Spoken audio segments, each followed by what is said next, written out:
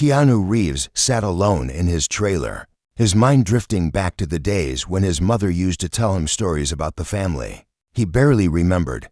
She had always been careful with her words, gentle when it came to the father who left too soon and the secrets that lingered like shadows. But Keanu, now older, felt those shadows pressing against him heavier than ever. He had faced loss, loneliness, and fame, yet nothing prepared him for what he was about to find out. It all started on a cold afternoon in Vancouver. Keanu had flown in early for a charity event, but his heart wasn't fully there. He had been feeling this tug inside, like something unfinished. He stepped outside the hotel to clear his mind when an old man approached him. The man's coat was worn out, his eyes clouded yet sharp, as if they carried stories he had kept hidden for far too long. "You're Keanu Reeves, aren't you?" the man asked, his voice trembling. Keanu nodded politely, used to random encounters, but something about this man felt different. There was a seriousness in his eyes, a weight that made Keanu's breath catch for a moment. "I knew your father," the old man whispered, looking around as if afraid of being heard. "He had another son, your brother." The words fell like stones into a silent lake. Keanu's mind raced. He searched the old man's face for signs of a joke, but the man's eyes didn't blink, didn't move from his. "Where is he?" Keanu asked, his voice quiet but firm. The old man handed him a piece of paper with an address scribbled on it. The handwriting was shaky, almost childlike. "He's in Calgary. He doesn't know you, doesn't know much about your side of the family, but he's not well." Keanu's heart twisted. He had always wondered about the empty spaces in his family, the questions that never found answers. Now he had one, a brother he never knew, and the fear of what he might find made his hands shake as he put the paper in his pocket. That night, Keanu didn't sleep. He lay awake in the hotel room, staring at the ceiling, replaying memories of his childhood, his mother's soft voice, the laughter he shared with friends who were like family, and the pain of losing loved ones too soon. He wondered if his brother felt that same emptiness, that same longing for someone who truly understood. The next morning, Keanu made a decision that would change his life forever. He canceled his meetings, called his manager, and told him he needed a few days alone, no cameras, no fans, just a road trip to find a piece of his heart that had been missing for decades. He rented a car, packed light, and drove out of Vancouver with the address burning in his pocket. The road stretched out endlessly, mountains rising in the distance like silent witnesses to his thoughts. He stopped at a small diner halfway there, sitting alone at a corner booth. The waitress, a kind woman with tired eyes, poured him coffee and asked if he was okay. Double quotes, "just searching for someone," Keanu said softly. She smiled, a sad kind of smile. "Sometimes the ones we're searching for are searching for us too." The words stuck with him as he continued the drive. The snow began to fall, covering the road in a quiet white blanket. Keanu felt a strange mix of fear and hope. What if his brother didn't want to see him? What if he had a life too broken to share? Or worse, what if he was too late? He arrived in Calgary just after dusk. The address led him to a small, rundown house at the end of a narrow street. Lights glowed dimly from inside. Keanu sat in the car for a long time, staring at the front door, his heart pounding in his chest. He thought about turning back. He thought about calling first, but deep down, he knew this was something he needed to do face to face. With a deep breath, he stepped out of the car, the cold air biting at his skin. He walked up to the door and knocked gently. Moments passed, and then the door creaked open. A man stood there, about Keanu's age, but his face was rough, worn by time and troubles Keanu couldn't yet see. His eyes, though tired, held a flicker of something familiar, the same deep brown, the same quiet sadness Keanu had seen in his own reflection countless times. "Can I help you?" the man asked, his voice guarded. Keanu hesitated. The words felt heavy in his mouth, like he was about to rewrite both their lives. "My name is Keanu. I think I'm your brother." Silence filled the small space between them. The man looked at him, eyes wide, his hands trembling slightly at his sides. For a moment, it felt like the whole world had stopped, holding its breath for what would happen next. "Brother," the man repeated, almost in a whisper. His eyes shone with unshed tears, but his mouth struggled to form a smile. I don't understand." Keanu wanted to step closer, to bridge the years and secrets that had kept them apart, but he knew it would take time. Time to explain, time to heal, time to understand that sometimes family is found in the most unexpected places. In that quiet doorway, under the falling snow, two men stood facing each other, one searching for answers, the other holding questions of his own. And in that fragile moment, Keanu felt something break open inside him, making space for something new. Hope. The snow fell harder as Keanu stood in the doorway, his brother still staring at him like he was some ghost from the past. Inside the small house, a warm light flickered, but the cold between them felt heavy. Keanu took a small step forward, careful not to overwhelm him. "Can I come in?" Keanu asked, his voice gentle. The man hesitated, glancing back into the house as if he was trying to decide if this was real. Finally, he stepped aside. Yeah, come in." Keanu wiped his boots on the old mat and stepped into the small living room. It was simple, worn-out sofa, a coffee table cluttered with old magazines, and a small TV on mute. There were a few pictures on the shelf, but none showed family. Just the man and a little dog curled up beside him in different places. "You live alone?" Keanu asked, trying to keep his voice calm. The man nodded. "Yeah, just me and Buddy." He pointed to the corner where a small dog was curled up on a blanket. The dog lifted its head, wagged its tail once, then settled back down. Keanu sat on the edge of the sofa, his eyes tracing every detail of the room, trying to see glimpses of a life he had missed. The man sat across from him, his hands fidgeting, eyes darting from Keanu's face to the floor. "My name is Chris," he said suddenly. "Chris Reeves. I guess I didn't know. I mean, I knew my dad left. My mom, she didn't talk much about him. Just said he wasn't around. So I grew up just thinking, it was just us." Keanu felt a sting in his chest. He knew that emptiness all too well, the questions that no one wanted to answer, the silence that built walls around the heart. "I didn't know either," Keanu said softly. "Not until yesterday. An old friend of Dad's told me, gave me your address." Chris let out a dry laugh that held no humor. "Well, he did a real bang-up job. I never sent a birthday card, never called, nothing." Keanu wanted to reach out, but he saw the anger simmering under Chris's tired eyes. He understood. This wasn't going to be some perfect reunion. It was messy and raw and painfully real. "I'm not here to defend him," Keanu said. "He made his choices, but I didn't want to just not try. I thought maybe you'd want to know." Chris rubbed his face with his hands, like he was trying to wake up from a dream. "I don't know what to feel, man. You're Keanu Reeves. You're in movies. You're rich. You've got people who love you.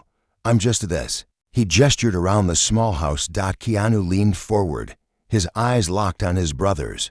"Hey, I'm just a man, too. I've lost people I loved. I've felt alone, even in a room full of people. You're not just this, you're my brother, if you want to be." The words hung between them like fragile glass. Chris's eyes glistened, but he looked away, ashamed of the emotion he couldn't hide. "You hungry?" Chris asked suddenly, standing up as if the weight of the moment was too much. "I got some soup on the stove. It's not fancy, but..." Keanu smiled.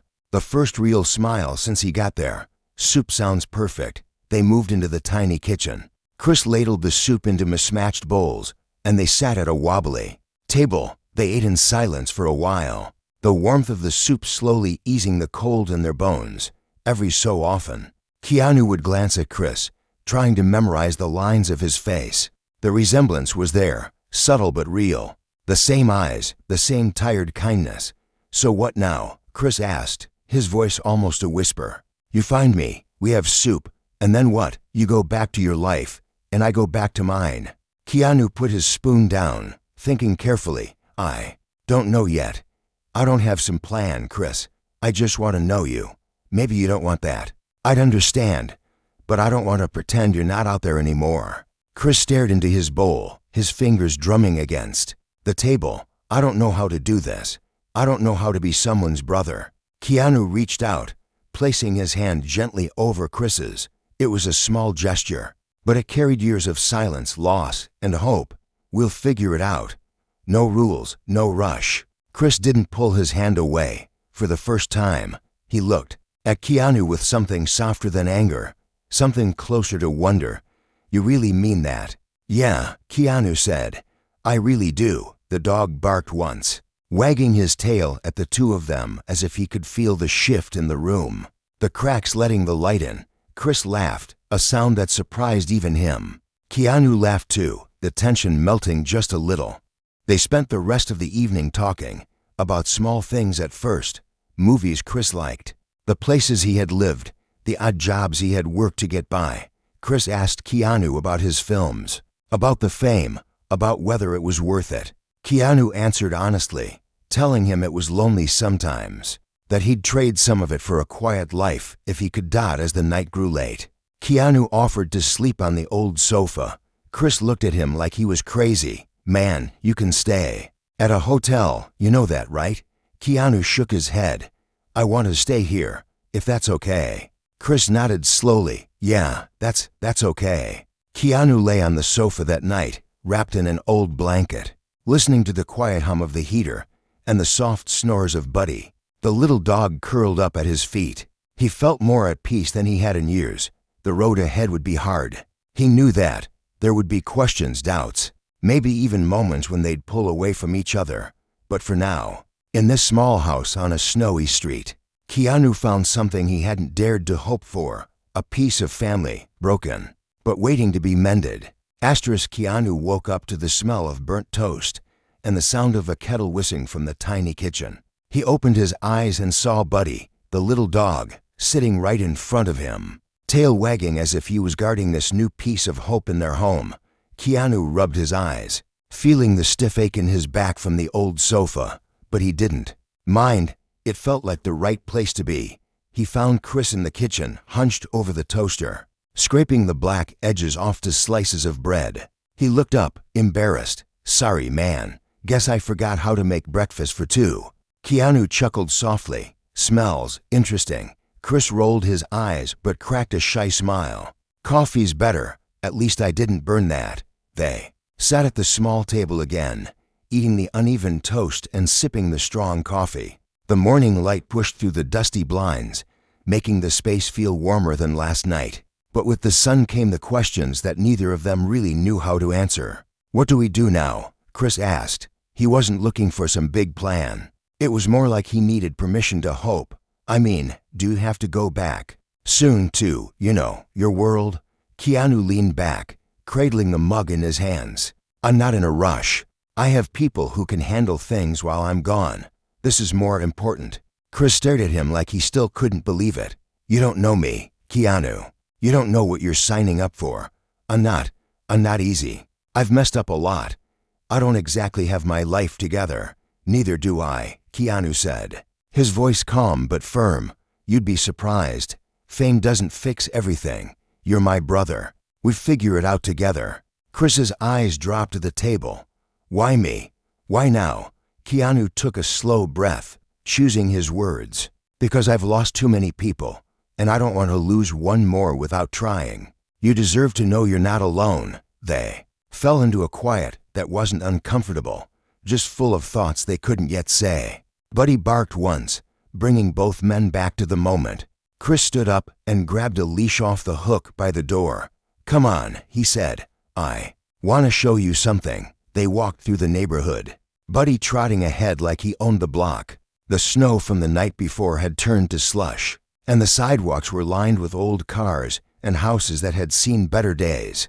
Chris shoved his hands into his pockets, his shoulders hunched against the cold. This place, it's not much, he said, almost apologetic. I moved here about 5 years ago. After Mom died, I didn't really have anywhere to go. I work odd jobs, construction, sometimes fixing cars. Buddy keeps me sane. Keanu listened, nodding, not judging. He knew better than anyone how some wounds took years to speak aloud. They turned a corner and came to a small community park. There were patches of frozen grass, An old bench half buried in snow, and a swing set that creaked in the wind. Chris let Buddy off the leash, and the dog ran circles in the snow, barking at invisible enemies. Mom used to bring me here when I was little, Chris said, sitting on the bench. She'd sit right there, on that swing. She'd push me for hours. Sometimes we'd bring stale bread for the birds. It's stupid, but this is the only place that ever felt like home. Keanu sat beside him, their shoulders almost touching. It's not stupid. It's your piece of the world. Double quotes. Chris let out a shaky laugh. When she got sick, I didn't know what to do. I wasn't ready to take care of her. I was angry all the time, at Dad, at her, at myself. When she died, I just stayed angry. Keanu looked at him, really looked, at the lines on his face that shouldn't be there yet, at the sadness he'd carried alone for too long. You don't have to carry it alone anymore. Chris's eyes brimmed with tears. He tried to blink away. You say that like it's easy. It's not easy, Keanu said, but it's possible. They sat there in the cold, two men who should have grown up fighting over toys or secrets, who should have had birthdays and holidays together. Instead, they had this, a park bench in the snow, and a chance to heal what they never knew was broken. Buddy ran up and dropped a stick at their feet, barking for someone to throw it. Keanu picked it up, tossing it far across the park. They watched the little dog race after it, tail wagging like this was the best day of his life. You ever think about what might have been? Chris asked quietly. All the time, Keanu said, but maybe what can be is more important. They left the park after the sun dipped behind the old houses. Back at the house, Chris made a pot of spaghetti, the only meal he said he could cook without burning. They ate on the sofa, watching old reruns on the TV. The awkwardness that had filled the air before started to fade, replaced by a simple, unfamiliar comfort. Before they went to bed, Chris spoke up. Look, I don't know how to do this brother thing. I don't want to mess it up. Keanu smiled, putting a hand on his shoulder. You can't mess it up. We're already doing it. And for the first time in a long time, Chris believed it might actually be true. The next morning, the air was still cold, but the house felt warmer somehow. Keanu woke up to the sound of Chris laughing softly in the kitchen. Buddy was yapping at his feet, demanding scraps as Chris cracked eggs into a pan. When Keanu sat up, he realized how strange it felt to be waking up here, in this little home, with a brother he never knew he needed. Sleep okay? Chris asked when Keanu shuffled in. Better than I have in a long time, Keanu said honestly. He leaned against the doorway, watching Chris move around the kitchen like it was the first time in years he wasn't alone. They ate breakfast together, real breakfast this time, not burnt toast. They talked about silly things, Chris's favorite bands, Keanu's love for motorcycles, the time Chris tried to build a treehouse as a kid and fell out before it was finished. It was the kind of conversation that didn't matter much on the surface, but meant everything underneath. But reality wasn't going to stay outside that front door forever. When they finished eating, Chris grew quiet. He tapped his fingers on the table, staring at his coffee cup like it held answers he couldn't find. I gotta tell you something, he said, his voice low. It's not something I'm proud of. Keanu stayed calm, letting him speak when he was ready. I've got debt, Chris said finally. A lot. After Mom died, I messed up. Took out loans to pay for things I couldn't afford. Gambling, too. I thought I could get ahead, but it just got worse. I'm behind on bills. The house might go soon. Keanu felt his chest tighten. He'd seen people he cared about fall apart under the weight of money and mistakes. He knew how shame could eat a person from the inside out. Why didn't you say something sooner? Keanu asked softly. Chris scoffed, the anger in his laugh turning into sadness. Who was I gonna tell? Nobody cared, man, nobody except Buddy. And now you. But I don't want you to think I'm just here for a handout. Keanu reached across the table, gripping his brother's wrist. I don't think that. I think you've been trying to fight alone for too long. Chris looked down at his own hands, calloused and cracked. I don't deserve your help. It's not about deserve, Keanu said. It's about family. For the first time, Chris didn't argue back. He looked at Keanu, and the fight seemed to drain out of him like an old wound that finally stopped bleeding. "What are you gonna do?" Chris asked. Double quotes first. "We get you caught up," Keanu said. "Then we make a plan. One that doesn't break you. No more fighting alone." Chris's eyes watered, but he laughed it off. "So you're just gonna swoop in like a big Hollywood hero, huh?" "No," Keanu said with a small grin.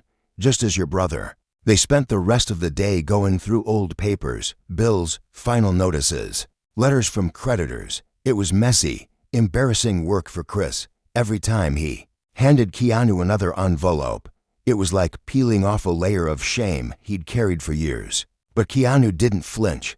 He just made a list, asked questions, and never once judged him. In the evening, Keanu ordered pizza, and they sat on the floor, papers spread around them like pieces of a broken puzzle they were determined to fix. "You know what's funny?" Chris said between bites. "I always thought I'd be the disappointment if I ever found you. You're out there making movies, changing lives, and I'm just here, trying to stay above water." Keanu put down his slice and met his brother's eyes. "You're not a disappointment. You're a survivor. You're still here, Chris. That counts for something." Chris wiped at his eyes, pretending it was just the steam from the pizza box. Buddy came over and curled up in Chris's lap, like he knew exactly when his human needed him. As the night stretched on, they found themselves sitting on the old sofa again, a little closer this time. Chris was exhausted but lighter, like he'd let go of something heavy he'd been dragging for years. "You sure you want to do this?" Chris asked one last time before drifting off to sleep. "You sure you want to be my brother?" Keanu looked at him, the lines of worry on Chris's face finally softening in sleep. "Yeah," Keanu whispered, more sure than anything. And for the first time since they'd found each other, it felt like they weren't alone anymore. They were to broken pieces, slowly figuring out how they fit together. It wasn't perfect. It was real, and for them, real was enough. The next few days felt like something out of a dream neither of them wanted to wake up from. Keanu stayed in Chris's little house, and they fell into a rhythm that felt strangely right. Breakfasts that didn't get burnt, long talks over coffee, and walks with Buddy through the frosty neighborhood. Every morning, Keanu would pull out his notebook and help Chris sort through the mess that had swallowed his life for so long. They made calls to creditors, set up payment plans, and wrote down every single dollar owed. Chris hated every second of it. He felt exposed, like every mistake he'd made was written on his forehead for his brother to see. But Keanu never flinched, never made him feel small. Instead, he'd say the same thing every time Chris started to spiral. "We'll fix it together." But fixing old wounds wasn't just about money. One night, after another long day of paperwork, they sat on the front porch wrapped in blankets, the cold air crisp around them. Buddy curled at their feet, a loyal witness to this new beginning. "There's something else I should tell you," Chris said, his voice so quiet Keanu almost didn't hear. Keanu looked at him, patient as always. "What is it?" "When Mom got sick," Chris began, his eyes fixed on the dark street ahead. "I wasn't there like I should have been. I was angry, drinking too much, blowing my money at the casino. I thought if I just kept moving, I wouldn't have to feel it. Watching her fade away. I left her alone too much. She forgave me, but I don't forgive myself." Keanu's chest ached hearing the raw truth. He knew the ghosts that lived inside regret. He'd carried his own for years, friends lost too soon, moments he couldn't change. "You did the best you could with what you knew," Keanu said gently. Chris shook his head, tears slipping down his cheeks. "No, I didn't. I failed her. I failed me." Keanu reached over, resting a hand on Chris's shoulder. "Maybe, but you're here now. You didn't run from me. You didn't shut the door when I knocked. That means something." Chris let out a shaky breath, trying to laugh through the tears. "You always know what to say, huh?" Keanu smiled, his eyes warm. I just know what I needed to hear once." They sat there in silence, the world around them so quiet it felt like they were the only two people left awake. And in that silence, something shifted, like they were no longer just two men linked by blood, but brothers in the truest sense, flawed, scarred, but trying. The next morning, Keanu surprised Chris with an idea. They sat at the same rickety kitchen table, the dogs snoring at their feet. You ever think about working with your hands again? Keanu asked. What do you mean? Chris looked confused. You said you were good with cars, right? What if we fix them up, together? Maybe we flip a few old bikes, sell them. Something honest. Something that makes you feel proud again. Chris stared at him like he'd just offered him the moon. Man, that sounds great. But you don't have to. I want to. Keanu cut in. I want us to build something. Not just pay off old debt. Build something new. Chris sat back, his mind spinning. You serious? You do that? Keanu grinned. Yeah. I know a thing or two about bikes. You fix the parts. I'll help find the buyers. I want you to feel like you've earned it. Not just that your famous brother bailed you out. Chris laughed, wiping at the tears that slipped out before he could stop them. God, you're gonna make me cry. Again. Keanu reached over and ruffled his hair like they were kids who'd grown up together. Good. It means your heart still works. Later that day, they drove to a junkyard on the edge of town. Chris showed Keanu old cars he used to dream about, restoring rusted bikes that had been abandoned for years. They walked through rows of metal and memory, their boots crunching on gravel. And for the first time, Chris spoke about the future like it was real. We could start with something small, Chris said, running his hand over the hood of an old Mustang. Fix it up, flip it, keep going. We can, Keanu agreed.